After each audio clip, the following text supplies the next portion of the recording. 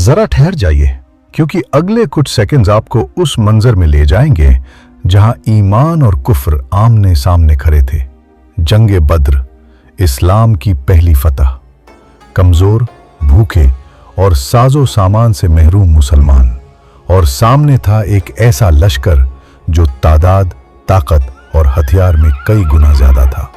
ये सारा पस मंजर कुरान में कुछ इस तरह उतारा गया है।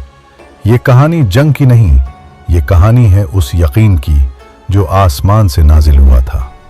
जंगे बद्र, इस्लाम की पहली बड़ी जंग, जहां 313 मुसलमान 1000 से ज्यादा मुशरिकीन के मुकाबले खड़े हुए।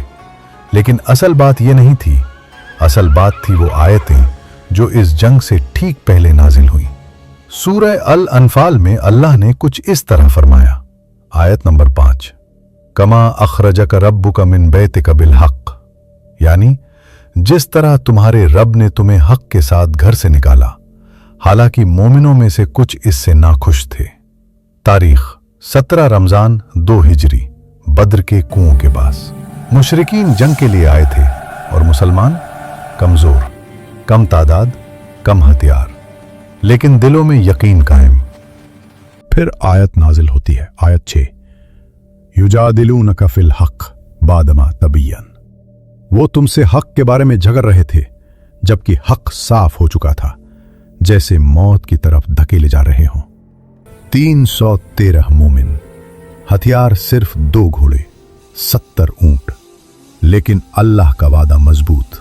आयत 7, वइद याइदुकुमुल्लाहु इहदित ताइफतिन, अल्लाह ने वादा किया 2 गिरोहों में से एक तुम्हारा होगा। आसमान के दरवाजे खुलते हैं। जब सहाबा ने हाथ उठाए, रोते हुए दुआ की, तो आसमान ने जवाब दिया। आयत 9, इद तस्तगीथून रब्बकुम फस्तजाब लकुम, जब तुमने फरियाद की तो मैंने 1000 फरिश्तों को तुम्हारी मदद के लिए भेज दिया। कभी सोचा है, एक मैदान, धूल उड़ती हुई, 313 लोग और ऊपर से फरिश्तों का नुजूल। आयत 10 में अल्लाह फरमाता है, यह सिर्फ खुशखबरी थी ताकि तुम्हारे दिलों को सुकून मिले। नुसरत सिर्फ अल्लाह की तरफ से है। जंग से ठीक पहले अल्लाह का एक और तोहफा। जंग शुरू होने से पहले अल्लाह ने मुसलमानों पर नींद अतारी की, वो नींद जो खौफ मिटा दे। आयत 11, दियुगश्शीकुमुन्नुआसा आमनत, उसने तुम पर नींद उतारी अपनी तरफ से अमन। फिर बारिश बरसी, मुसलमानों की जमीन सख्त हुई, मुशरिकीन की जमीन कीचड़ से भर गई। अल्लाह की तरफ से हिकमत, अब जंग छिड़ती है, फरिश्तों का नुजूल। फिर अल्लाह ने फरिश्तों को हुक्म दिया। आयत 12, इन्नी माकुम फतब्बितुल्लदीन आमनू, मैं तुम्हारे साथ हूं, मोमिनों के कदम मजबूत करो और मैं काफिरों के दिलों में खौफ डाल दूंगा। चारों तरफ तलवारें की गूंज, धूल का गुबार। 70 मुशरिकीन हलाक हुए, 70 कैद किए गए। अब आता है अल्लाह का फैसला। आयत 13 और 14, ये उनकी सजा थी क्योंकि उन्होंने अल्लाह और उसके रसूल की मुखालफत की। अबू जहल जैसे सरदार गिर चुके थे और मैदान का फैसला हो चुका था। मोमिनों के लिए पैगाम। आयत 15, ए ईमान वालो, जब मुकाबला हो पीठ मत फेरो। और सहाबा, एक भी नहीं भागा, एक भी नहीं डगमगाया।